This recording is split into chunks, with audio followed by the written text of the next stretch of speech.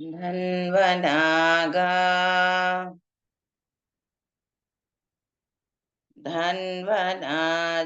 धन्वनाजिञ्जयेम धन्वनातीव्राः समदो जयेम धनुःशत्रुरपकामं कृणोति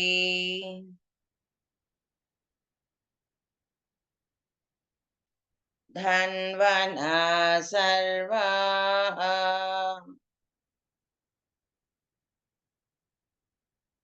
प्रदिशो जयेम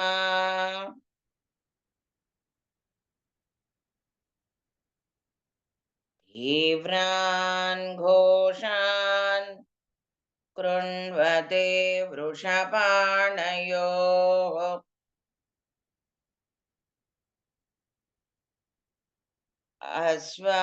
अश्वारथेभिः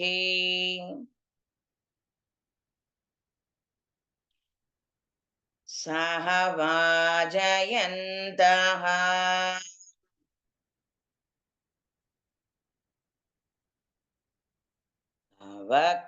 वक्रामन्तः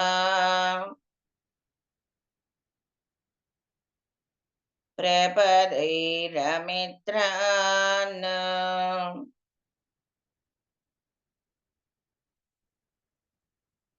क्षिणन्ति शत्रोगुम्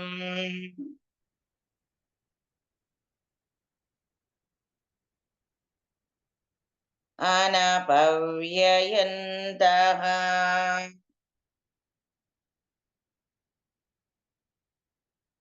ధనస్సుతో కాంతి కిరణములను జయింతుముగాక. ధనస్సుతో యుద్ధము గెలుతుముగాక. ధనస్సుతో మదముతో తీవ్రముగా వర్తించు వారిని జయింతుముగాక. ధనస్సుచే మూలలన్నీయు జయింతుముగాక. మిక్కిలి వేగవంతములగు రథములకు కట్టబడి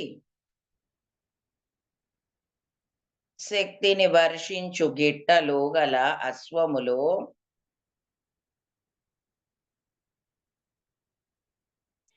తీవ్రముగా ఘోషించుచున్నవి. అవి శత్రువులను తమ ముందరి గిట్టలతో ఎదుర్కొని చీల్చి సమూలముగా నశింపజేయునుగాక.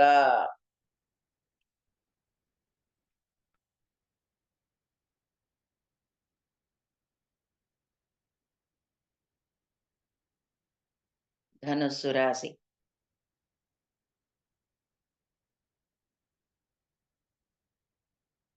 ఈ ధనస్సు రాశి మనకి పూర్ణిమ ఈ అంటే ఈ ధనస్సు రాశిలో మనము చేయవలసినటువంటి సాధన, ఆ తర్వాత ఏం చేసినట్టయితే అంటే ప్రతి పూర్ణిమకి ఆహ్, దేనికదేగా చెప్పబడుతోంది కదా అండి. ఇదైతేనేమో కార్తీక మన వృశ్చిక రాశి పూర్ణిమ, లేక కార్తీక పూర్ణిమ. అది చాలా విశేషం అని చెప్పుకున్నాం. అంతకంటే ముందు తులారాశి పూర్ణిమ. అది విశేషం అని చెప్పుకున్నాం. అంటే దేనికదే విశేషమా అననంటే ప్రతీదీ కూడా విశేషాన్ని సంతరించుకొనే ఉంటుంది. అందులో మనము అనుకోవాల్సిందేమీ లేదందులో. అయితే ప్రతిదానికి ఒక ప్రాశస్త్యం, ఒక విశేషం ఉండటం అనేటటువంటిది ఉంటూ ఉన్నప్పటికీ, మొత్తం ఇప్పుడు మన దేహ భాగం ఉన్నాయి. ప్రతి దేహ భాగములో పర్వాలేదండి అని ఏ భాగాన్నైనా అనుకోగలుగుతామా? లేదు. ఏదో తలనొప్పొచ్చింది, లేక కాళ్ళ నొప్పులొచ్చాయి, లేదు కడుపులో నొప్పొచ్చిందని ఏముందండి, అసలు తలనొప్పి వలన అసలు బుర్ర పని చేయట్లేదు. ఇంకోటైతే ఏదో ఒకటి ఎలాగోలాగా చేసుకోవచ్చు. కానీ ఈ తలనొప్పి వల్ల అసలు దేని మీద నేను కాన్సంట్రేట్ చేయలేకుండా ఉన్నాను. 4 రోజులయ్యాక ఎక్కడికో వెళ్ళాం. అక్కడ హ్మ్. ఓ పార్టీకో, ఇంకోటో వెళ్ళాం. వెళ్ళి అక్కడ అవి ఇవి అన్నీ తినేసాం. అప్పుడేమైంది, అక్కడి వరకు వెళ్ళిన తర్వాత అప్పుడు కడుపులో నొప్పొచ్చింది. అమ్మ అసలు కడుపులో నొప్పికి అసలు బుర్ర పని చేయట్లేదండి. ఏమిటో నుంచోలేకపోతున్నాను, కూర్చోలేకపోతున్నాను. అంటే మరి మొన్న తలనొప్పికన్నాం గదండీ! ఇప్పుడు కాళ్ళ నొప్పికి, నువ్వు కడుపులో నొప్పికి చెప్తున్నారు ఇదే మాటని అననంటే, దేనికదే అని మనం ఎలాగైతే అనుకుంటామో, ఇది కూడా అంతే. అయితే ప్రతిదానికి కూడా ఒక దేనికి ఉన్నటువంటి విశేషం దానికుంటూ ఉంటుంది. అయితే ఈ ధనస్సు రాశికి ఏమిటి అననంటే, ఇది చాలా విశేషాన్ని సంతరించుకొని ఉండేటటువంటిది. ఎలాగా అననంటే, కేవలం గురువు యొక్క అనుగ్రహ విశేషం చేత ఇది పరిపూర్ణమైనటువంటి స్థితిని కల్పించేటటువంటిది. ఎందుకు అననంటే, ఈ ఈ విధంగా అంటే గురువు చెప్పినటువంటి పద్ధతిలో కనక మనము చెప్పింది చెప్పినట్టు చేసుకుంటూ వెళ్ళిపోతూ ఉన్నట్టయితే ఏమవుతుంది? ఆయన నుంచి మనకి అందివ్వబడేటటువంటిది ఏదైతే ఉందో అంటే మొత్తం మనకి అందివ్వబడుతూ ఉంటుంది ఎప్పుడూ కూడాను. ఆయనలో ఏమన్నా ట్రాన్స్‌మిటర్‌లో ఏం ప్రాబ్లమ్ ఉండదు. ఉండే ప్రాబ్లమ్ మల్లా రిసీవర్‌లోనే ఉంటూ ఉంటుంది. ఎందుకంటే అక్కడ ప్రాబ్లమ్ ఉందనుకోండి, ఇంకసలు అది గురువు అనేటటువంటి ఆ స్థానానికి అది అనర్హం అవుతుంది. కానీ ఇక్కడ మనలో ఇబ్బంది ఉంటూ ఉంటుంది కాబట్టి, దీన్ని మనం ఏం చెయ్యాలి అననంటే, దీన్ని ఎప్పటికప్పుడు హ్మ్. దాన్ని కావలసినటువంటి అంటే ఉపయోగపడేటటువంటి విధంగా ఉండేటట్టుగా రెడీగా పెట్టుకుంటూ ఉండాలి. అంటే గురువుగారు చెప్పారు. చెప్పింది అందులో చిన్న ఏం లేదండి 6కి చేయమన్నారు ప్రార్థన. నాకు చేతకాక 9కి చేస్తున్నాను. చిన్న వేరియేషన్ అంతే ఏం లేదు. ప్రేయర్ అంతా అదే. అననంటే 6 గంటలకి ఆయన చేయమన్నారు అననంటే దాంట్లో చాలా విశేషము సంతరించుకొనుంటుంది. ఏదో ఇక సరేలే కానీ అనుకునేటటువంటి ఇదే తప్ప 9కి చేస్తే అంతకు మించి అయితే ఏమి ఉండదు.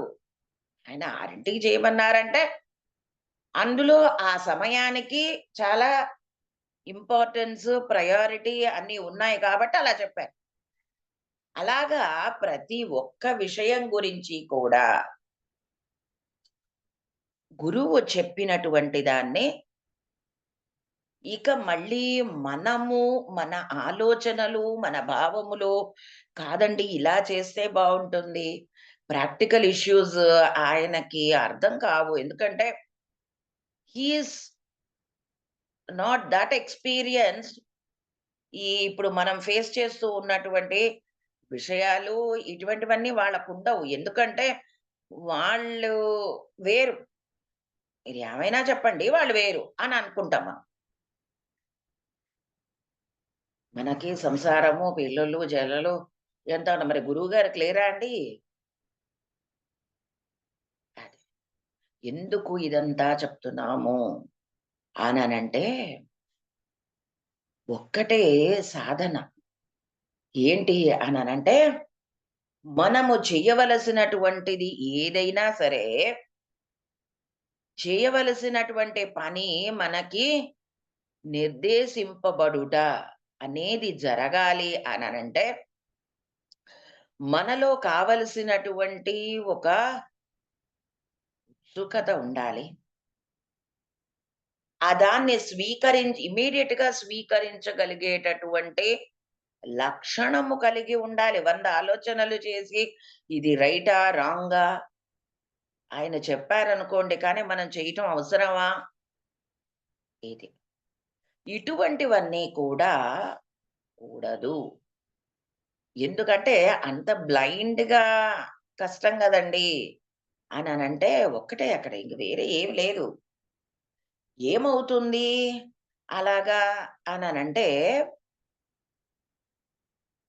ఆ సమయంలో మనం ఆ పనిని చేసినప్పుడు, ఆ పైనుంచి అందివ్వబడేటటువంటిది ఏదైతే ఉందో, అది మన లోపలికి ప్రవేశిస్తుంది. పూర్ణిమ ఉంది. పూర్ణిమ రోజు కనక ధ్యానానికి మనం మానేయకుండా రెగ్యులర్‌గా కూర్చుంటూ ఉంటే ఏమవుతుంది అనంటే, గురువుల దగ్గర నుంచి లేక పరమాత్మ ఎవరైనా సరే, వాళ్ళు వీళ్ళు అని వాళ్ళలో ఏం డిఫరెన్సియేషన్ లేదు. ఇప్పుడు ఒక ఆఫీసుంది. ఆఫీసులో ఒక పెద్ద ఆఫీసర్ ఉన్నారు. ఆయన కింద బోలెడంత మంది పని చేస్తూ ఉంటారు. వాళ్ళ కింద ఇంకా ఉంటారు. వాళ్ళ కింద ఇంకా ఉంటారు. కింద గుమాస్తా దగ్గర నుంచి పైన ఉన్నటువంటి ఆయన వరకు ఎవరైనా సరే ఏం చేయాలి అంటే, ఆ పైన ఉన్నటువంటి ఆయన ఏ రూల్‌నైతే పాస్ చేస్తారో అదే వీళ్ళు ఫాలో అవ్వాలి. అంతే. అంతకు మించి ఏం లేదక్కడ. ఎవరి సొంత పెత్తనాలు ఏవో చేసేస్తాం అననంటే వీలు పడదక్కడ. అంతే. అంటే ఏంటి, ఒక రూల్ వాళ్ళు చెప్పినప్పుడు, అది తీసుకొచ్చి కింద ఉన్నటువంటి గుమాస్తా మనతో చెప్పాడు అననంటే, పైన ఆయన చెప్పినట్టే. అందులో మళ్ళీ వేరియేషన్స్ ఏముండవు. ఇది. అలాగా గురు పరంపరలో కూడా ఆ పైనుంచి కిందకి అదే ఉంటుంది. ఆయన గుమాస్తా గదని ఆయన ఏముంది రూల్స్, రెగ్యులేషన్స్ మనం మాట్లాడాల్సింది ఎవరితోటి? చీఫ్ అథారిటేటివ్ ఎవరైతే ఉంటారో వాళ్ళతో మాట్లాడాలి అని కాదు కదా! ఎందుకు అననంటే, మనము చేసేటటువంటిది ఆ రకంగా ఉండాలి. మరి ఇలా మనకి డీవియేషన్స్ ఎక్కడి నుంచొస్తాయంటే, మన లోపల నుంచే వస్తూ ఉంటాయి. మన మనస్సు ఏం చేస్తూ ఉంటుందనంటే, ఈ ఇంద్రియములు వీటిలోనో కళ్ళున్నాయి. ఈ సమయానికి ఏదో ఎక్కడికో వెళ్ళాలని అనుకుంటాం. అనుకోకుండా మెసేజ్ చూసాం. పూర్ణిమ ధ్యానం అటు కాలు రాదు, ఇటు కూర్చోలేవు. లేదు ఎటో వెడదాం అని అనుకున్నాం. ఎవరో వచ్చారు. అబ్బా! ఈ టైంకొచ్చారు వెడదాం అనుకున్నప్పుడు మొత్తం నాకు డే అంతా స్పాయిల్ అయిపోయింది. కాదు.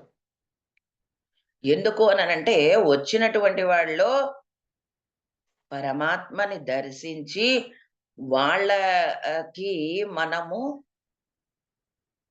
చక్కగా మాటాడటము, చేయటం. "అభ్యాగతः స్వయం విష్ణుః" అనని వాళ్ళ దేనికోసం వచ్చినప్పటికీ కూడా ఎవరైనా కానివ్వండి, మీ మీద ఆధారపడి వచ్చినటువంటి వాళ్ళైనా సరే, వాళ్ళల్లో ఆయనని చూడండి. అది చెప్పేటటువంటిది. అంటే ఎలాగా ఇవన్నీ అననంటే, వచ్చినటువంటి వాళ్ళలో మనం ఎప్పుడైతే కనక నారాయణ్‌ని చూస్తామో, అప్పుడేం జరుగుతుంది? మనం చేస్తూ ఉన్నటువంటి పని ముందుకు వెళ్ళేటటువంటి అవకాశం ఉంటుంది. అంటే దాని అర్థమేంటి? ఆ టైంకి వాళ్ళొచ్చారు అనంటే, నువ్వు చేయవలసినటువంటి పని అది కాదురా అబ్బాయి! ఇక్కడ వేరే ఇంకొకటి ఉన్నది. అది నువ్వు చేయవలసింది ముందు ఇప్పుడు ఈ టైంకి ఇది చెయ్యి. అదే నీకు కరెక్ట్ ఇప్పుడు అని భగవంతుడు మనకక్కడ సూచించినట్టు. తెగేసుకొని మనం వెళ్ళిపోయామనుకోండి, ఏమవుతుంది? అసలు గడపలో స్టార్ట్ అయినప్పుడే అనుకున్నాను. వాళ్ళు ఎదురు పడినప్పుడే అనుకున్నాను. ఏ పాటి అవుతుందో ఈ పని అని అనుకుంటాం మనం. కాదు. ఎందుకు ఇవన్నీ అననంటే, ఈ రకమైనటువంటి సాధన అంతే కాకుండా మనం చెయ్యవలసినటువంటి ఒక మంచి పని. ఏం చేయాలి? మనం ఇంటికొచ్చిన వాళ్ళని, మన మీద ఆధారపడినటువంటి వాళ్ళని సాక్షాత్తు నారాయణ స్వరూపంగా భావించటం అది ఒకటి. రెండవదేంటి అననంటే సేవ. ఈ సేవ ఏమవుతుంది?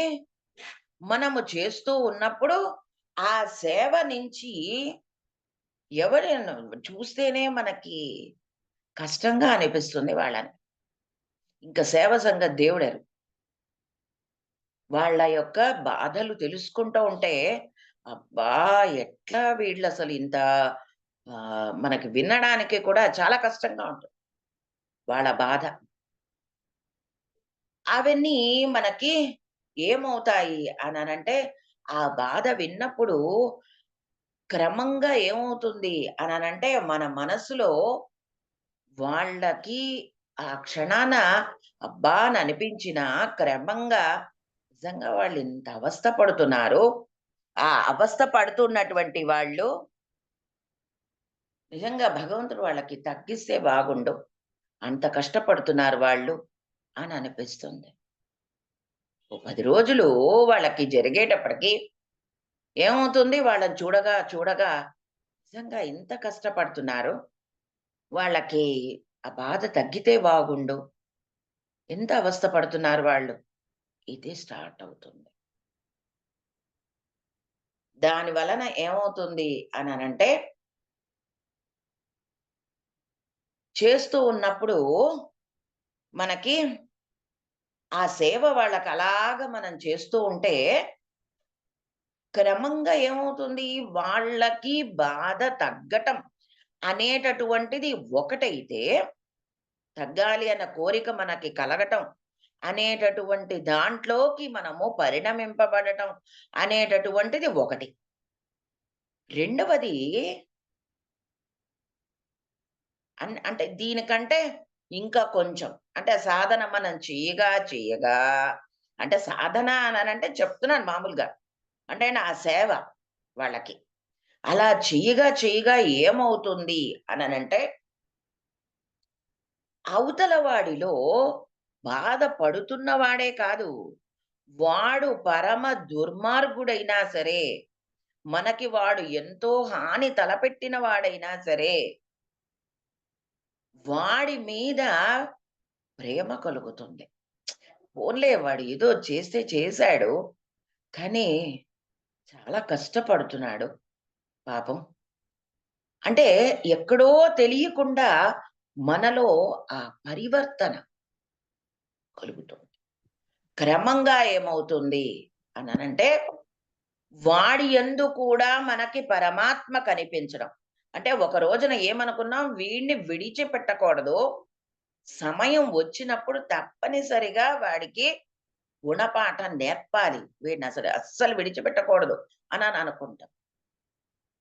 కానీ క్రమంగా మనము ఈ చేసేటటువంటి ఈ సేవ వీటి వలన ఏమవుతుంది అననంటే, వాడిలో కూడా ఒక్కొక్క లక్షణము దైవీ లక్షణములు ఏవైతే వాడిలో ఉంటాయో, అవన్నీ ఒక్కొక్కటి, ఒక్కొక్కటి మనకి కనిపించటం అనేది మొదలవుతుంది. అంటే ఏం జరిగింది? వాడిలో ఉన్నటువంటి దైవీ లక్షణం మనకి కనపడుతోంది అననంటే ఏమైంది? మనలో ఉన్నటువంటి ఈ చెడు గుణములు ఇవన్నీ ఈర్ష్యలు, అసూయలు వీడు ఇంతే ఇలాగే నాశనమైపోవాలి. నన్ను బాధ పెట్టినవాడు వాడు ఉండకూడదు. ఎన్ని మాటలు మనం అనుకుంటాం. వాడి వల్ల మనకి కలిగినటువంటి బాధ కంటే, నష్టం కంటే మన తిట్లు వాడిని ఎక్కువ బాధ పెడతాయి. అయినా సరే మనకి రగిలిపోతూనే ఉంటుంది. అందుకనే ఆయన మిలారేపా ఆయనని వాళ్ళ గురువుగారు చాలా చేయిస్తారు ఆయనతోటి. ఎంత చేయిస్తారంటే మామూలుగా కాదు. ఒక ఉపమన్యు వచ్చాడు. ఆయన గురువుగారి దగ్గరికి ధౌమ్యుడు ఆయన. వస్తే ఏం చేశాడాయన? ఆయన బ్రహ్మసూత్రాలు చెప్పమని చెప్పి అడుగుతే, ఎళ్లి ఆవుల్ని కాసుకురా, గేదెల్ని కాసుకురా, లేపోతే హోమానికి పుల్లలయిపోయి పట్టుకురా. అంత చదువుకున్నటువంటి వాడిని, అవి పట్టుకురా, ఇవి పట్టుకురా, ఇది చేసావా, అది చేసావా, ఏం తిన్నావు? అయ్యో! అవి తినకూడదు, ఇవి తినకూడదు. ఇదే కదా! అది. అంటే ఏమవుతుంది అననంటే, గురువు ద్వారా వాడి లోపలికి అందేటటువంటిది ఏదైతే ఉందో, అది వాడికి తెలియకుండానే అందివ్వబడుతుంది. దానికి వేరియస్ వేస్ ఉన్నాయి. ఆ వేరియస్ వేస్ వలన ఏమవుతుంది అనంటే, అది ఏదైతే అందివ్వబడేటటువంటి విషయం ఉన్నదో, అది వాడికి తెలీదు. అందివ్వబడుతోందన్న విషయం కూడా వాడికి తెలీదు. తెలియకుండా ఏమవుతుంది? వాడిలో జరగవలసినటువంటి పరివర్తన అది వస్తూ ఉంటుంది క్రమంగా. అలా వాళ్ళలోంచి ఒక్కొక్క లక్షణము పోతూ వచ్చి ఏమవుతుంది? పైన అందివ్వబడుతూ ఉన్నటువంటి ధారని వాడు అందుకోగలిగేటటువంటి స్థితిలోకి వాడు ఎదుగుతాడు. ఈ విషయాన్ని చెప్పటమే అక్కడ మనకి క్షీరసాగర మథనం జరిగినప్పుడు అందులో మొట్టమొదటగా హాలాహలం వచ్చింది అని చెప్పారు. హాలాహలం వచ్చింది. అయితే బ్రహ్మగారిని అడిగితే వెళ్ళి శివుడినడగండి ఇదంతా ఏంటండి? ఈ డిపార్ట్‌మెంట్‌కెళ్తే ఆ డిపార్ట్‌మెంట్‌కెళ్తే ఇంకొక డిపార్ట్‌మెంట్ ఏంటండి? విషమేమో శివుడికా? ఏవండీ? అమృతమేమో ఆయన పట్టుకుని నేనిస్తాననొస్తాడా? అది కాదక్కడ. ఎప్పుడైనా సరే మనలో నుంచి వ్యక్తమయ్యేటటువంటి ఆలోచనలు కానియండి, అది ఒక సద్భావము కలిగి ఉండాలి. అదే అది లేనప్పుడు ఏమవుతుంది అననంటే, హాలాహలమే పుడుతుంది మొదట. అంటే మనలో ఉన్నటువంటి ఆ ల దుర్లక్షణాలు అన్నీ ఏవైతే ఉంటాయో అవి పుడతాయి. అది పుట్టటంగా చెప్తే అందులో నుంచి మనం ఏమవ్వాలి అనంటే, దాన్నించి మనము ఓవర్‌కమ్ అవ్వాలి అననంటే, దానికి కావాల్సిందేంటి అనంటే, నేను అనేటటువంటి ఒక ఆలోచనగా, నేనే అనేటటువంటి ఒక స్థితిగా మనం బ్రతకటం అనే దాంట్లో నుంచి అంటే అది కరుడు కట్టుకుపోయినటువంటి అంధకారం లాంటిది. ఆ అంధకారంలో నుంచి మనం బయటపడాలి అననంటే, అదే ఇంద్రుడి యొక్క వజ్రాయుధంగా చెప్పారు. ఏంటది అననంటే, ఆ వజ్రాయుధంతోటి ఆ వృత్రుడిని సంహరించేటటువంటి కథ. ఎవరు ఆయన? ఇంద్రుడు వజ్రాయుధంతోటి ఆ వృత్రాసుర సంహారం జరిగింది. చివరికి ఆయన్ని అడగాల్సొచ్చింది ఇంద్రుడు. "ఏమిట్రా బాబు! నిన్ను ఏం జేసినా కూడా నువ్వు పోవట్లేదు" అననంటే అప్పుడాయన జెప్తాడు. "నాయనా నువ్వు అది గాదు. ఎంతసేపు నీలో ఉన్న భావం మారటం లేదు. అది మారనంత సేపు నేను ఇలాగే ఉంటాను. అది నీలో మారిందనుకో నేనుండను. ఎంతసేపు నేను వేరు అనే భావంతో నువ్వు జీవిస్తూ ఉన్నావు. అలా కాకూడదు. అలా ఉంటే ఏమవుతోంది? నువ్వు వేరుగా ఉంటున్నావు. నేను వేరుగా ఉంటున్నాను. అంటే పరమాత్మ నుంచి నువ్వు దూరంగా ఉంటున్నావు.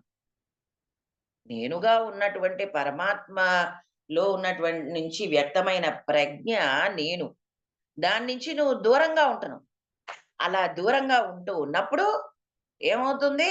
నువ్వు వేరు, నేను వేరు. ఇదే స్థితి ఉంటూ ఉంటుంది. అలా కాకుండా ఉండాలి అననంటే, అందరిలోనూ నువ్వు చూస్తూ ఉన్నటువంటి పరమాత్మని చూడు అందరిలోను.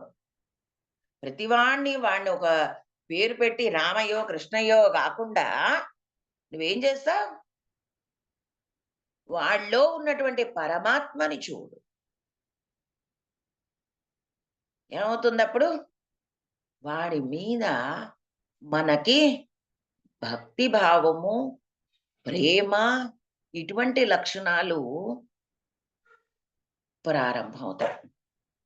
కనుక మనం చేయవలసినటువంటిది ఏమిటి అననంటే, ఇటువంటి లక్షణములని మనము దూరంగా పెట్టుకోవటం. అంటే అవి సమూలముగా తీసివేయబడుట. సమూలంగా తీసివేయబడాలి అననంటే ఏం చేయాలి? ఇవే మార్గాలు. స్వ ఒక సేవ చేయటం, ఎవరిని కూడా ప్రేమగా చూడటం, నేను ఎలాగైనా సరే వాడిని శిక్షించాలి, ఎలాగైనా సరే వాడిని బాధపెట్టాలి. ఈ లక్షణాలు మనకుండకూడదు. అంతేకాదు వాడికదుంది, నాకు లేదు. ఈ లక్షణాలన్నీ కూడా మనకి ఉండకూడదు. ఇటువంటివన్నీ కనుక తొలగింపబడినట్టు. అదే మనకి చెప్పినటువంటిది. అందుకనే మొట్టమొదట ఏం చెప్పారు ఈ లక్షణాలకి? కామము అంటే కోరిక. అక్కడ ప్రారంభం మనకి. ఆ మొదలవుతే ఏమవుతుంది? ఆ కోరిక అనేటటువంటిది స్టార్ట్ అయ్యి ఒక దాంట్లోంచి ఒకటి, ఒక దాంట్లోంచి ఒకటి, ఓ దాంట్లోంచి ఒకటి చివరి మనం ఇగ వీడి ఈ లైఫ్‌కి ఇది దండగ. ఈ ప్రయత్నమే దండగ అనేటటువంటి స్థితిలోకి వెళ్ళిపోతాం. అలా కాకుండా ఉండాలి అననంటే, మనకి ఈ లక్షణాలన్నీ క్రమంగా వెళ్ళిపోవాలి మనలో నుంచి.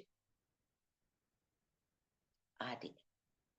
ఎంతగా ఒదిగి ఉంటే, అంత మనకు అందివ్వబడుతుంది. ఎవరినైనా సరే క్షమించగలిగేటటువంటి లక్షణం. అది కలిగి ఉండాలి. ఈ రకంగా మనం ఉంటూ ఉన్నప్పుడు, మనకి అందివ్వబడేటటువంటి ఆ స్థితి ఇక్కడ వస్తుంది. అంటే పరమాత్మ యొక్క సాన్నిధ్యం. ఒక్కటే ఇప్పుడు ఆవిడ గోదాదేవి అందుకున్నది స్వామిని చేరింది అంటే ఎలా చేరిందావిడ? కేవలం ప్రేమ అనేటటువంటి దానితోటే చేరిందావిడ. అంటే ఏదో ఒకరోజు మొట్టమొదటి ప్రారంభం రోజు ఆవిడ దండెయ్యంగానే ఆయన తృప్తి పడిపోయి ఏదో చేసేసాడా? లేదు. ఆవిడకి అంతకాలం సాధనలో ఆ రోజున ఆ రకంగా ఆవిడ బ్లెస్ చేయబడింది. అంతేకాని ఆవిడ మొత్తం ఇంతకాలం ఏదో కాలక్షేపంగానో, ఇంకేదో చేసుకుంటూ బ్రతకలేదు కదా ఆవిడ. నిత్యం ఆయన గురించి స్మరణ, ఏ పని చేస్తున్నా మనసులో అది మెదులుతూనే ఉంది. అది మనకి చాలా ప్రధానంగా చెప్పేటటువంటి విషయం. అది కనక పోవాలి అననంటే, ఈ సేవ తర్వాత చూస్తూ ఉన్నటువంటి ఎవరినైనా సరే ఈ సృష్టిలో, వాళ్ళని పరమాత్మ స్వరూపంగా భావం చేసుకోవటం. వాళ్ళ మీద ఎటువంటి శత్రు భావములు ఇటువంటివన్నీ లేకుండా ఉండటం. ఇలా కనక ఉన్నట్టయితే అప్పుడేమవుతుంది మనకి అననంటే, మనం చేసేటటువంటి పనులు వాటి వలన మొత్తం అన్నీ కూడా ఒక్కొక్కటి, ఒక్కొక్కటి వస్తూ మనకి ఇది హ్మ్. ఏమంటారు? దీంట్లో నుంచి మనం బయట పడటానికి కావలసినటువంటిదేంటి అనంటే, మనకి ఆ యొక్క భగవంతుడి యొక్క అనుగ్రహం కదా! అంటే మనం ఏం జేయాలి? ఈ సేవ వీటితో పాటు మనము మన ఉచ్ఛ్వాస, నిశ్వాసాలతోటి లోపలికి ప్రయాణం చేయటం. ఆ ప్రయాణం చేయటం అనేటటువంటిది ఎక్కడికి వెళ్ళాలి అననంటే, లోపలికి వెళ్ళి పరమాత్మని అనే స్థితిలోకి వెళ్ళాలి.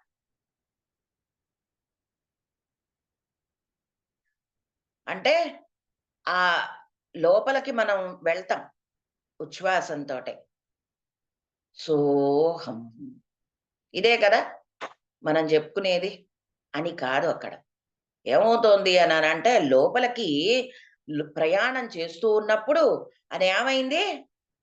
మన గాలి లోపలికి వెళ్ళి ఎక్కడి దాకా వెడుతోంది అనంటే, ఇక్కడ ఈ విశుద్ధి దగ్గర నుంచి బయటికి రాట్లా. లోపలికెడుతోంది. వెళ్ళి ఎక్కడికి? అనాహతం దగ్గరకెడుతోంది. వెళ్ళి అక్కడ నుంచి మళ్ళీ తిరుగు ప్రయాణంగా బయటకొస్తోంది. వచ్చినప్పుడు మనకి బయటకి మాటగా, శబ్దంగా వస్తోంది. అది ఎప్పుడైనా సరే అలా లోపలికి వెళ్ళినప్పుడు అక్కడ ఉన్నటువంటి పరమాత్మని దర్శనం చేయటం. ఈ గుణాలు మనకి కలిగి ఉన్నప్పుడు ఏమవుతుంది అననంటే, మనం చేస్తూ ఉన్నటువంటి పని, దాని వలన ఉపయోగం. ఏమైంది? ఆ లోపలికి అలాగా మనం ప్రయాణం చేస్తున్నాం. ఆ ప్రయాణం చేసినప్పుడు ఆ శ్వాస లోపలికి వెడుతోంది. హమ్మనని అంటున్నాం. సో అనని లోపలికెళ్తున్నాం. హమ్మని బయటకొస్తుంది. ఇది జరుగుతూ ఉన్నప్పుడు ఈ సోహం ఏమైంది?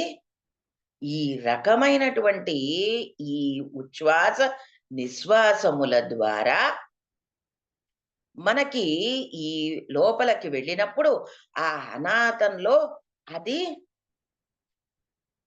మనలో ఆ ప్రేమ అనేటటువంటిది మేల్కొల్పబడుతుంది.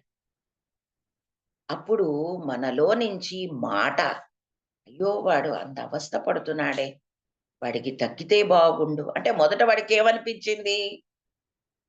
చాలా అవస్థ పడుతున్నాడు. చూడలేకపోతున్నాం అనేటటువంటి స్థితిలో నుంచి మొదట అసలు వాడి వైపు చూడటానికే కష్టపడ్డాడు. అబ్బా! అని అనిపించేసింది. అక్కడి నుంచి వాడు ఏ స్థితిలోకొచ్చాడు అనంటే, సాధన ఇంక 4 మెట్లు ముందుకెక్కింది. నిజంగా అసలు పాపం చాలా కష్టపడుతున్నాడు. చూడలేకపోతున్నామే. అయ్యో! పాపం అని ఇదొచ్చింది. అక్కడి నుంచి భగవంతుడా! వాడికి తగ్గితే బాగుండు. అసలు చాలా కష్టపడుతున్నాడు. ఇలా క్రమంగా వాళ్ళు మార్పు అనేటటువంటిది వస్తుంది. అంటే ఏమైంది?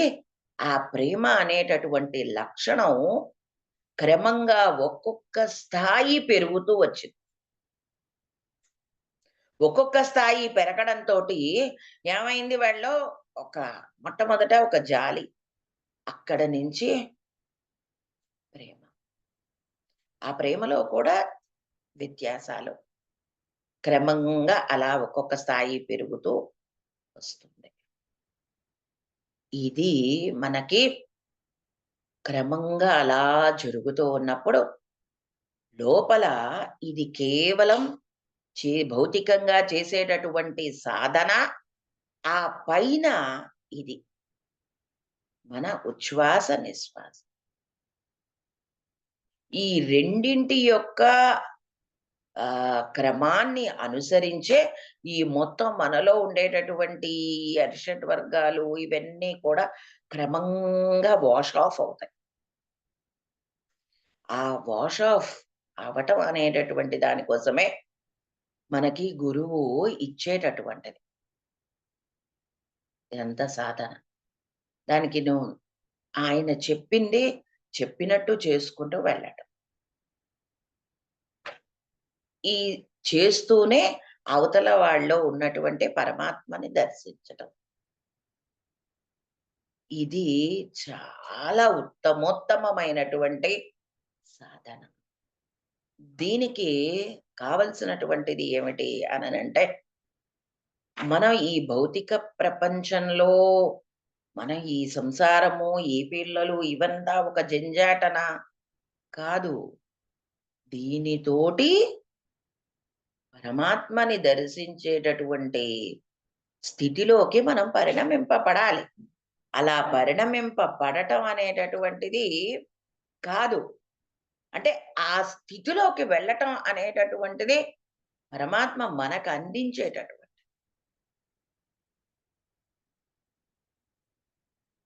అలా జరగాలి అననంటే ఈ 2 ప్యారలల్‌గా జరగాలి. ఈ ధ్యానము అనేటటువంటిది ఎంత ప్రధానము అనంటే చాలా ప్రధానం. ఎందుకనంటే మన మనస్సుని ప్యూరిఫై చేస్తుంది. క్రమంగా ఒక్కొక్కటి ఎలాగా అననంటే కళ్ళ ద్వారా మనం చూస్తూ ఉన్నటువంటిది, చెవుల ద్వారా వింటూ ఉన్నటువంటిది, ఆహారము రుచి కోసం కాకుండా అవసరార్థము తీసుకోవటం ఇలాగా ప్రతి ఒక్క దాంట్లో కూడా ఆ స్థితి అందుతుంది. మనసుకి ముందు ఆ పరిణతి వచ్చి అక్కడ నుంచి ఇది. ఎందుకు అనంటే మనస్సుతో కలిసినప్పుడే ఇది ఉంటుంది. దేహానికి ఏమైనా ఉంటుందా అండి? కాలు నొప్పుంది. అది కాలుకి వచ్చినటువంటిదా? మనసు ద్వారా తెలియపడుతున్నటువంటిదా? మనస్సు అనేటటువంటి దాని ద్వారా తెలియపడుతోంది కాబట్టి కాల్లో నొప్పి లేతే కాలుకి అస్తిత్వం ఏముంది? దేనికి అస్తిత్వం ఏం లేదు. ఇప్పుడు మనం ఎక్కడో ఒక విచారంలోనో, ఎందులోనో మునిగిపోయి ఉన్నాం. కళ్ళ ముందు టీవీ అలా మోగుతోంది. మోగుతూ ఉంటే మాత్రం అందులో ఏం కార్యక్రమం వస్తోందో కూడా మనకి తెలీదు. ఎందుకంటే మనసు ఇట్ ఈస్ సమ్‌వేర్ ఎల్స్. అందులో ఎదురుగుండానే కూర్చొనుంటాం. ఏం అంటే "ఏమిట్రా ఏం చూస్తున్నావు?" ఇప్పుడు ఈ ప్రోగ్రామ్ వస్తోంది. అందులో ఏమిటి అనంటే ఏం చూస్తున్నా" అని అంటాడు వాడు. ఎందుకు అననంటే ఆవిడ ప్రోగ్రామ్ ఏం చూడట్లేదు. కళ్ళు తెరిచే ఉన్నాయి. కానీ మనస్సు అనేటటువంటిది ఎక్కడో వెళ్ళిపోయింది. వాడి ఆలోచనలతోటో, వాడి విచారంతోటో, లేతే ఆనందంతోటో అది ఇంకెక్కడో ఉంది అంతే అది. ప్రెజెంట్‌గా ఇక్కడైతే లేదు. ఎగ్జిస్టింగ్ దీంట్లో లేదు. దానికి కళ్ళ ముందు ఏమి ఉన్నప్పటికీ కూడా ఏమి తెలీదు. ఎందుకు ఇవన్నీ అననంటే చాలా అవసరమైనటువంటి విషయం. ఈ రకంగా మనము చేస్తూ ఉన్నప్పుడు ఒక్కొక్కటి మనలో అలాగా క్షాళన అవుతాయి. ఎలా అవుతాయి అననంటే గురువు యొక్క అనుగ్రహం చేత. ఎందుకు అనంటే దీంట్లో గురువు డైరెక్ట్‌గా మన మనస్సుతోటి సంబంధం ఉంటుంది కాబట్టి. దాని వలన ఏమవుతుంది మనసులో ఈ భావ పరంపర ఇటువంటివన్నీ కూడా క్రమంగా మార్పులొస్తూ ఉంటాయి. మనసుకి కోరిక కలిగిందంటే విచక్షణారాహిత్యము అనేటటువంటిది కోల్పోయే స్థితిలో కోరికని కోరటం కాకుండా, అప్పుడూ కోరతాడు, ఇప్పుడు కోరతాడు. కానీ ఆ కోరటంలో తేడా ఉంది. ఎలాగా అననంటే, ఇప్పుడు కోరినటువంటి కోరిక ఒక సద్భావంతోటి కోరతాడు. 10 మందికి ఉపయోగపడేటటువంటి పనిని చెయ్యాలి. లేపోతే వాడు కష్టపడుతున్నాడు, వాడికి తగ్గాలి. ఇటువంటి కోరికలుంటూ ఉంటాయి వాడికి. వాడు నలుగురి చేత మంచి అని అనిపించుకునేటటువంటి విధంగా ఉండాలి. ఇట్లాగా ప్రతి ఒక్కటి వాడి కోరికలన్నీ వేరేగా ఉంటాయి. ఏమవుతోంది ఆ కోరిక? ఆ కోరిక ద్వారా జరుగుతూ ఉన్నటువంటిదేంటి అననంటే, ఒక మంచి పని. అంతకుముందు ఎలా ఉంది? విచక్షణ రాహిత్యాన్ని కోల్పోయినటువంటి స్థితి. కళ్ళకేదో చూడాలి అని అనిపించింది. అది ఏదైనా అవని చూసేస్తాడు వాడంతే ఇంకా. ఒక మంచిని చూడడం అనేటటువంటిది ఉండదు. అది ఏదైనా అవనియండి. పనికొచ్చేది కావచ్చు, పనికిరానిది కావచ్చు, దుష్టత్వం కావచ్చు, ఇంక ఏదైనా సరే. మనసుకు అనిపించింది చేసేస్తారు. ఏమన్నా అంటే అది నాకు ఏమి ఇంపాక్ట్ ఏమి ఉండదు అని చెప్పేస్తారు. ఇంపాక్ట్ ఉండకపోవటం అనేటటువంటిది ఉండనే ఉండదు. ఖచ్చితంగా ముద్ర పడి తీరుతదది. ఇప్పుడు వేడిదాన్ని పట్టుకున్నప్పుడు నాకు కాలదండి అననంటే, కాలకుండా ఏం ఉండదు అక్కడ. చర్మం ఖచ్చితంగా కాలుతుంది. మన బ్రెయిన్‌లో ఆ సెన్సోరియంకి సంబంధించినటువంటి నర్వు సరిగ్గా పనిచేయట్లేదనుకోండి. అప్పుడు ఆ మంట తెలియకపోవచ్చు అంతవరకే. కానీ కాలకుండా ఉండదు కదా! అలా ఆహ్, ఆ సెన్సోరియం మనకి పని చేయట్లేదు సరిగ్గా అననంటే, దానికి మనం వైద్యం చేయించుకోవాలి ముందు. అంతేగాని నాకు కాలదండి అననంటే తప్పు మాటది. అలాగా ఇక్కడ కూడా ఎటువంటి కోరిక కోరుతున్నాడు వాడు? అంటే పనికిరాని విషయాన్ని ఏదో చూసేస్తాం, చేసేస్తాం అనంటే, ఆ ఇంపాక్ట్ నా మీద ఉండదు అంటే ఖచ్చితంగా ఉంటుంది. అది తెలుసుకోవాలి. తెలుసుకొని దాని ప్రకారం చెయ్యాలి. ఇది. అంటే ఏమవుతోంది? మనసు అటువంటి స్థితిలో బంధింపబడిపోకూడదు. ఏమవ్వాలి? మనం ఇలాగ క్రమంగా చేసుకుంటూ వస్తూ ఉంటే, దాన్నించి అప్రయత్నంగా మనసు అనేటటువంటిది బయటకొస్తుంది. అప్పుడు కోరతాడు, ఇప్పుడు కోరతాడు. ఆ కోరటాల్లో తేడా. ఒక్కసారిగా ఎవరిలోనూ ఇలా వచ్చేయదు. ఏమీ కూడాను. క్రమంగా వస్తూ ఉంటుంది. అలా వాడు సేవ అనేటటువంటిది చేస్తూ ఉండటం. ఇదే కథ అర్జునుడు ఇంద్రలోకానికి వెళ్ళినప్పుడు అక్కడ అప్సరసలు హ్మ్.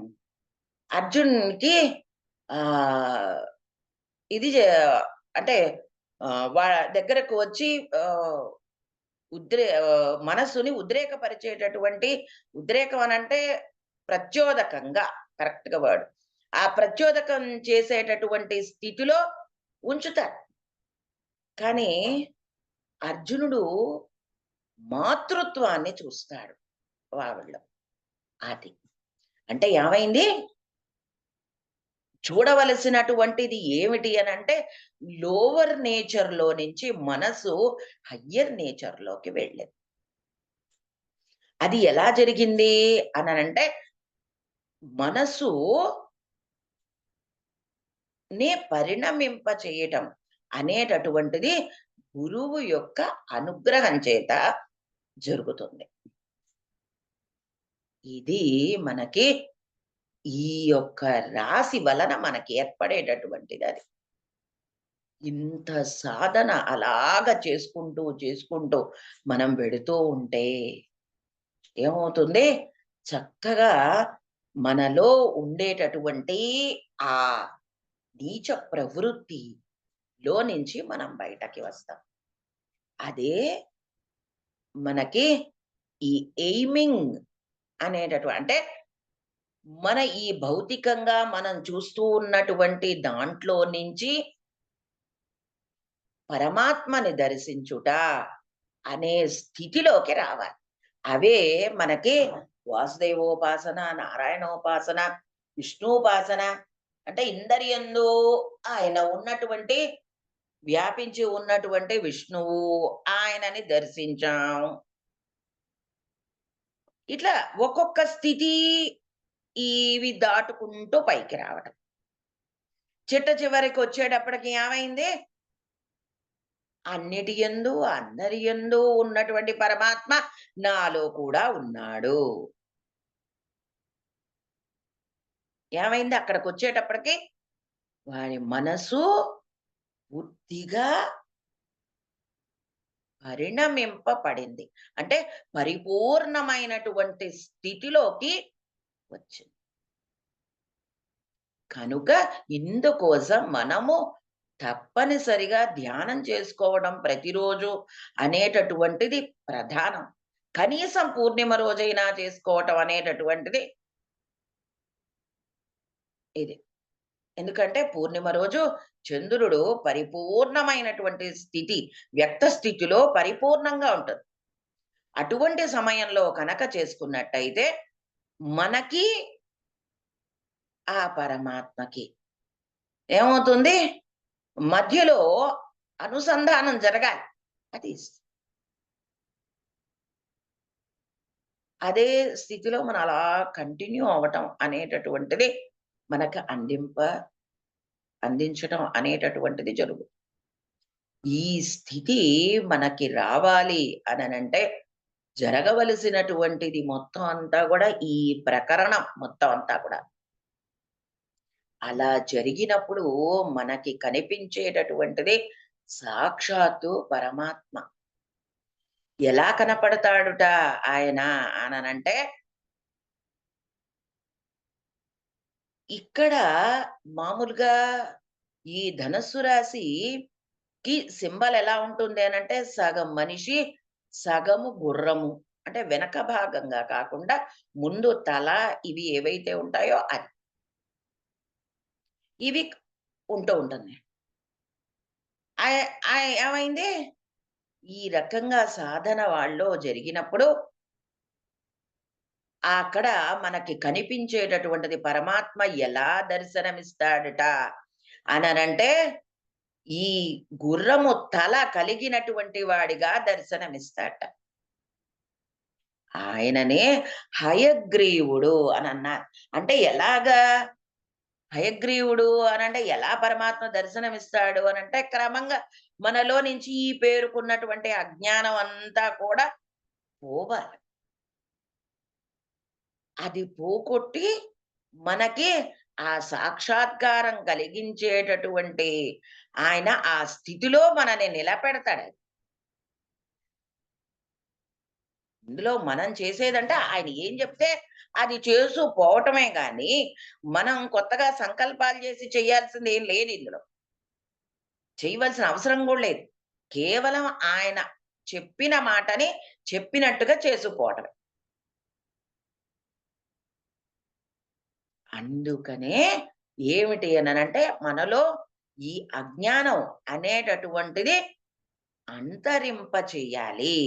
అలా అంతరింపబడటం అనేటటువంటిది ఎక్కడ నుంచి ప్రారంభం అవుతుంది అనంటే, మనలో ఉన్నటువంటి పూర్తి భౌతిక స్థితి. ఎక్కడ ఉంది మన భౌతిక స్థితి అనంటే, పూర్తిగా నేను అనేటటువంటిది ఎక్కడైతే ఉందో మనము, మన దేహము, మన పిల్లలు, మన ఇల్లు, మన వాకిలి అంతా ఎంతసేపు నా, నా, నా, నా, నా, నా, నా. ఇంక వేరే గుణింతాలేం లేవు. అవి నీనులు ఏం ఉండవు. ఎంతసేపు నా, నా, నాలే అన్నీను.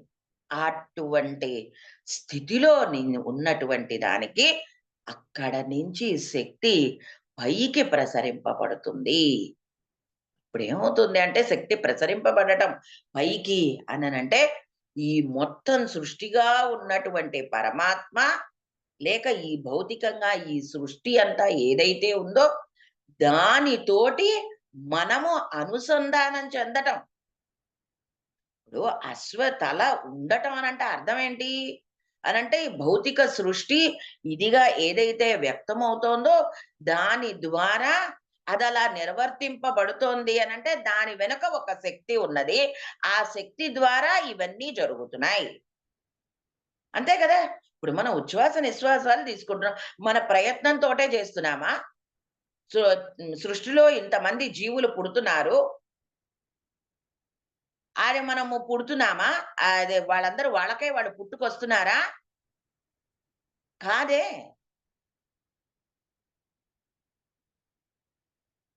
ఇవన్నీ ఎలా జరుగుతున్నాయి అననంటే, వెనక ఒక శక్తి ఉండి నడిపిస్తూ ఉంటే, ఇవన్నీ అలా జరుగుతున్నాయి.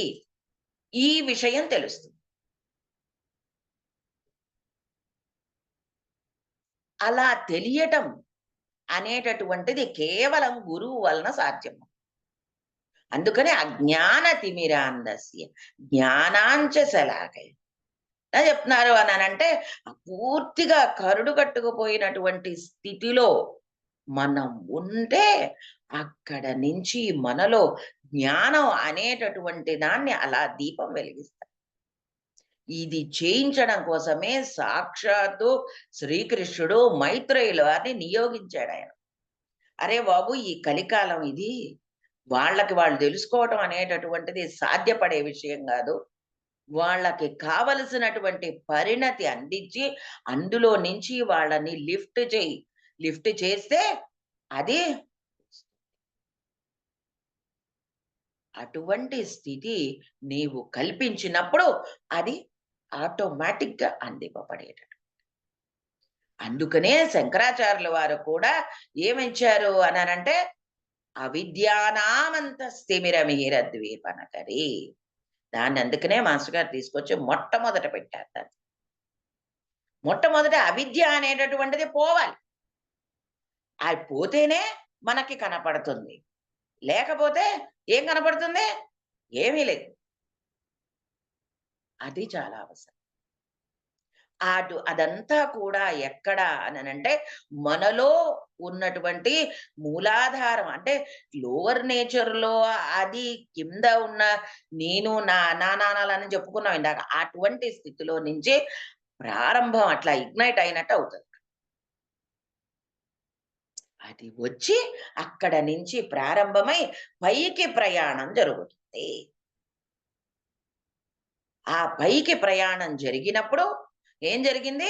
మొత్తం అంతా కూడా ఒక్కొక్కటి మనలో మన అలవాట్లు మారుతాయి. మన ఆలోచనలు మారుతాయి. మన భావములు మారుతాయి.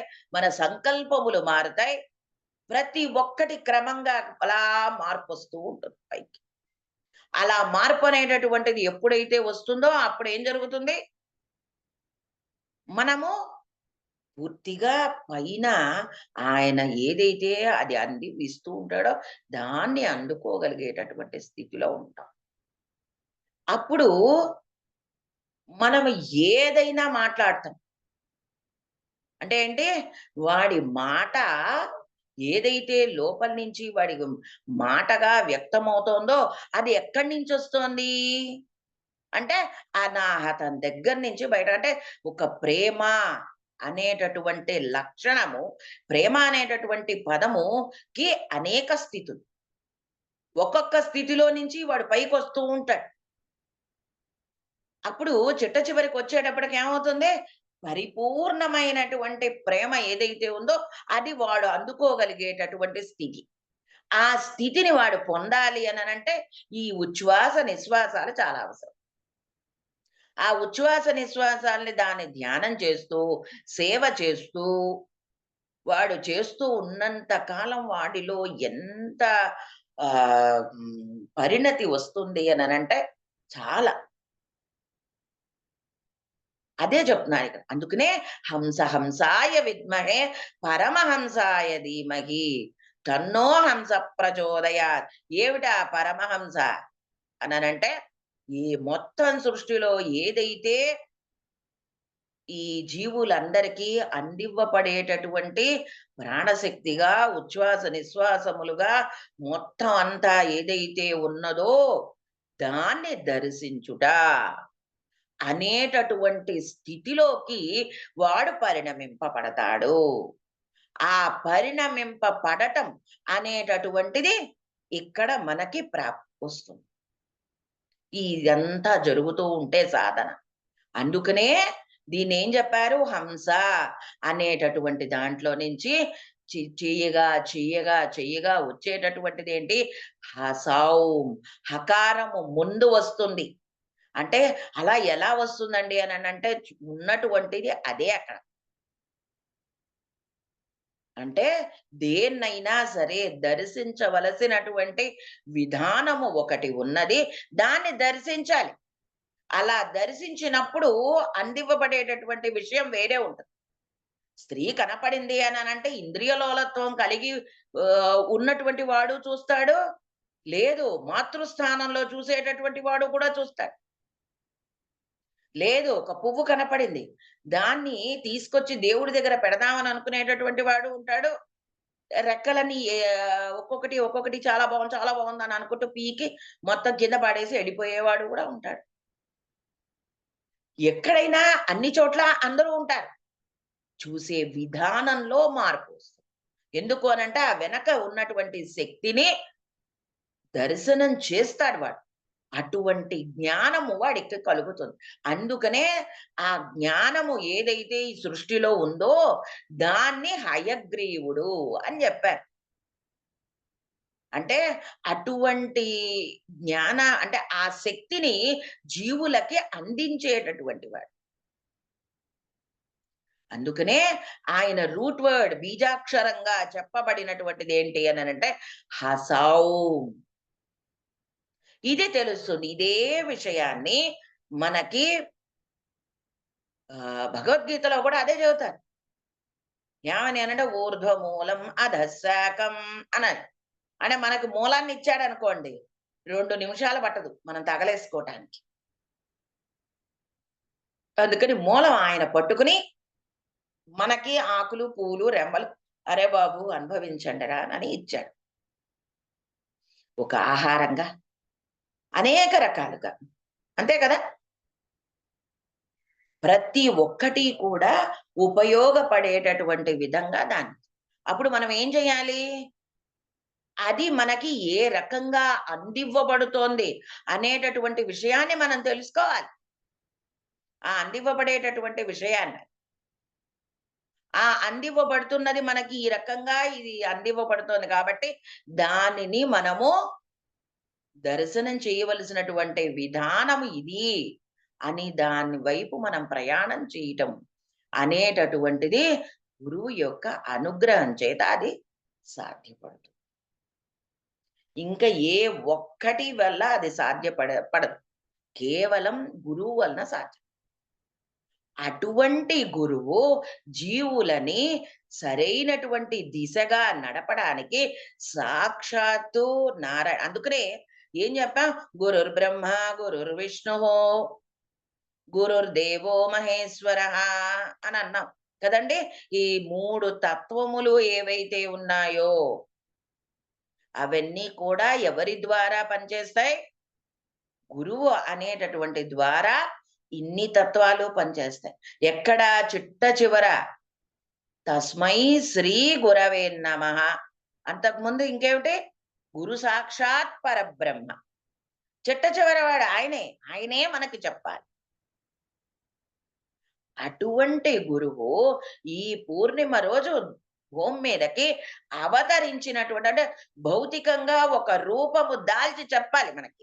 ఎందుకంటే భౌతికంగా అంటే ప్రతీదీ కూడా ఒక ప్రాక్టికల్‌గా కళ్ళ ముందు జరిపించి, చూపిచ్చి, ఇదిగో ఇది, ఇది, ఇది అని చూపిస్తే తప్ప మనము ఏది చెయ్యం.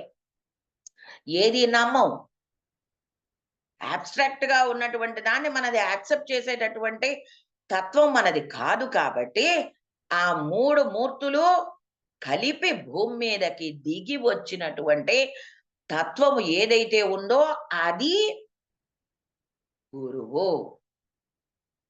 ఆయననే దత్తాత్రేయుడుగా చెప్పారు. ఎలాగా అననంటే మొత్తము ఆ 3 తత్వములు అంటే ఏంటి? సృష్టి, దానికి ఆవిర్భావము, స్థితికారకము, లయకారకము. ఈ 3 స్థితులు ఈ సృష్టికి ఒ ఉండి 3 రకములుగా ఉంటే, ఈ మూడిటిని నడిపేవాడు ఒక్కడే. ఇది తెలియాలి. అంటే అందుకనే ఆయనది మెడ మీద పైన 3 శిరస్సులు ఉంటాయి. కింద ఉన్నటువంటిదేంటి ఒకటే బాడీ. మన 3 బాడీలు అతుక్కొని లేవు ఆయనకి ఏమీను. ఒకటే ఈ మెడ వరకే ఈ పైన ఉన్నటువంటి 3 శిరస్సులు. ఈ 3 ఏమవుతాయి?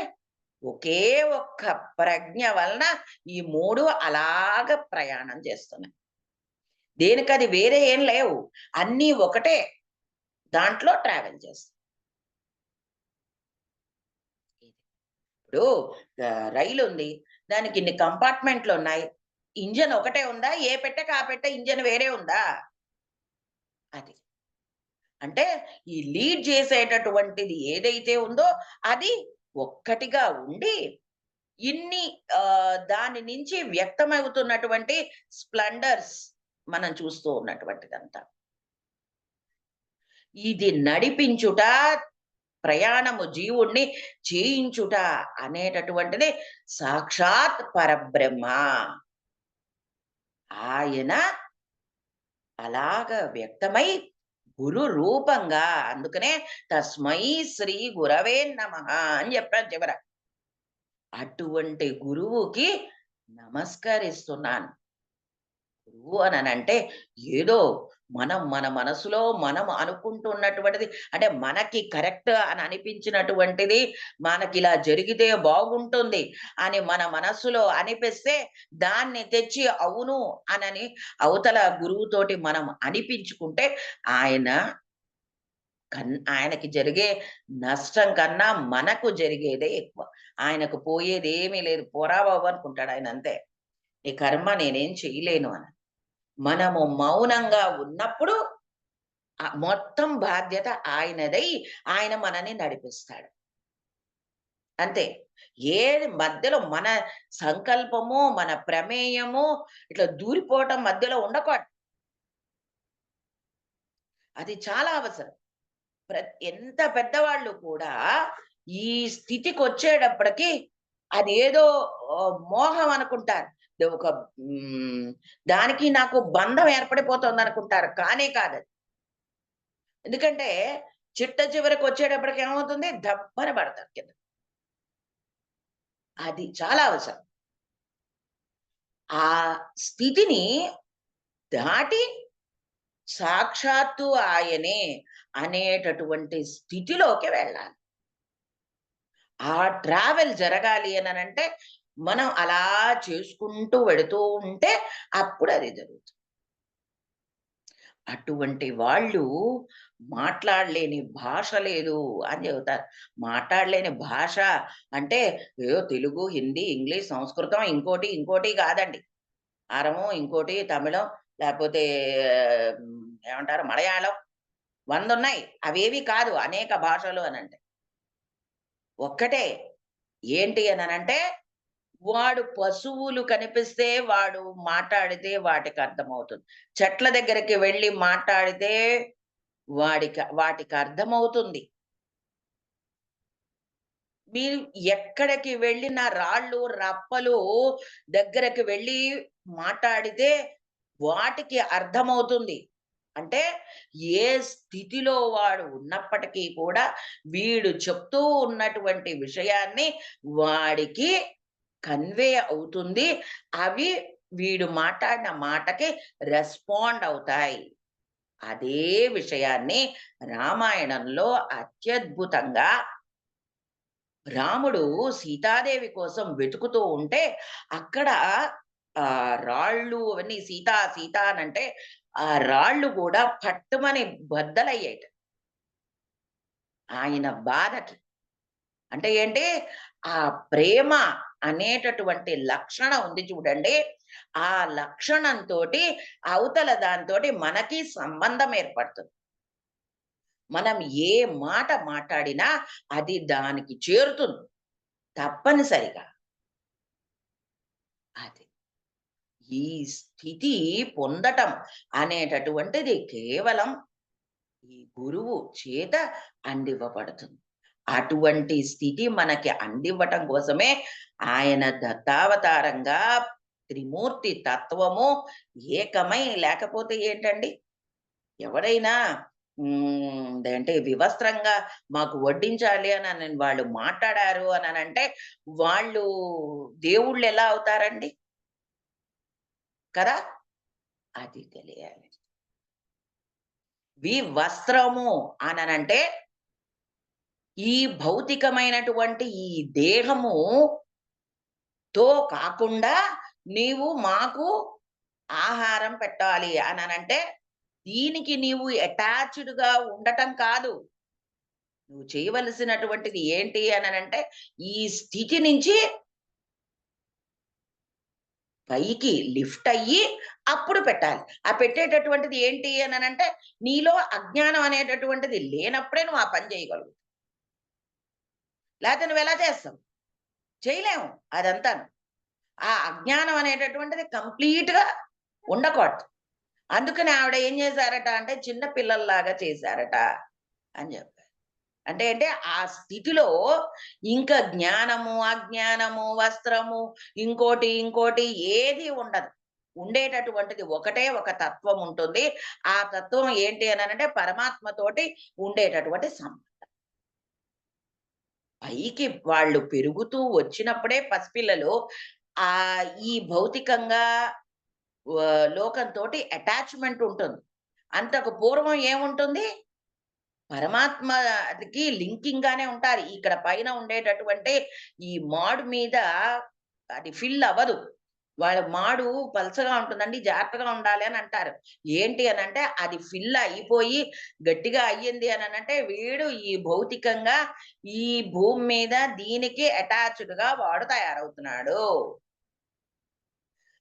అది లేనప్పుడు ఏంటి పైన ఉన్నటువంటి అంతర్యామి తత్వంతోటి వీడికి లింక్ ఉంటుంది. అంటే ఏమైంది?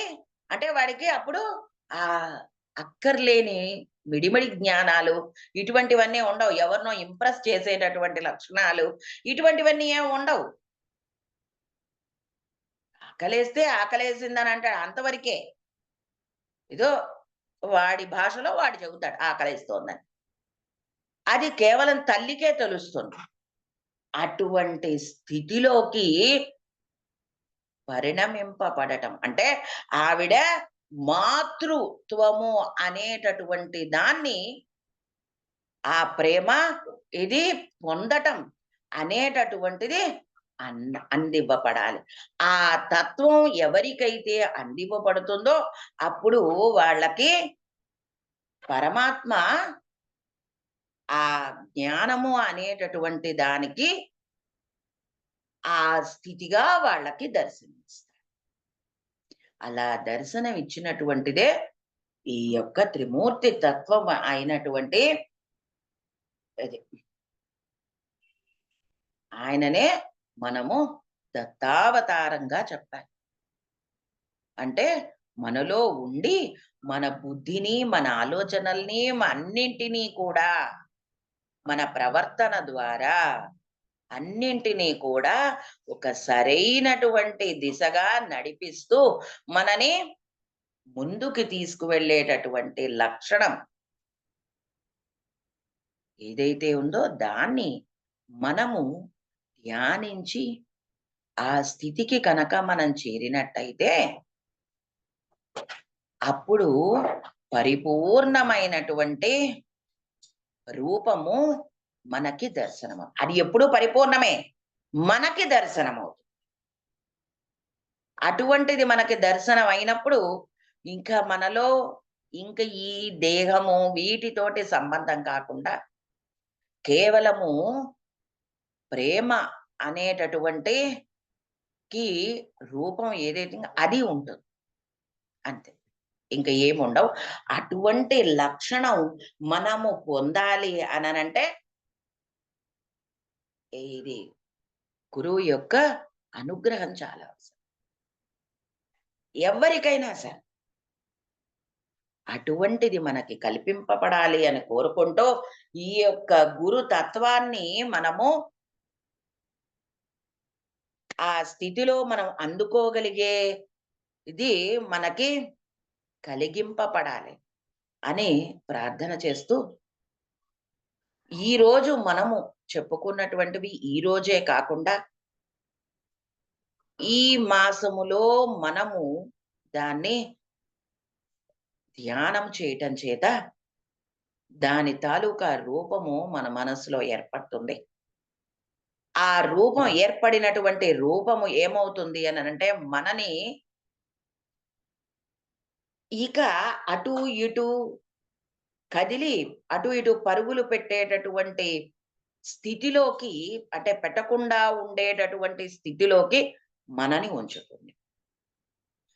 అట్టి స్థితి మనకి అందివ్వబడాలి. అలా అందివ్వబడటం అనేది మనకి ఈ యొక్క గురువు మనకి ఈరోజు అందించాలి అనని కోరుకుంటూ అందరూ ధ్యానాన్ని ఉపక్రమిద్దాం. కనుక అందరూ గూడా కళ్ళు మూసుకోండి. కళ్ళు మూసుకొని ధ్యానానికి కూర్చోండి. కూర్చొని ఇప్పటి వరకు మనం చెప్పుకున్నటువంటి విషయములు మీ మనసులో ఇది చేయండి.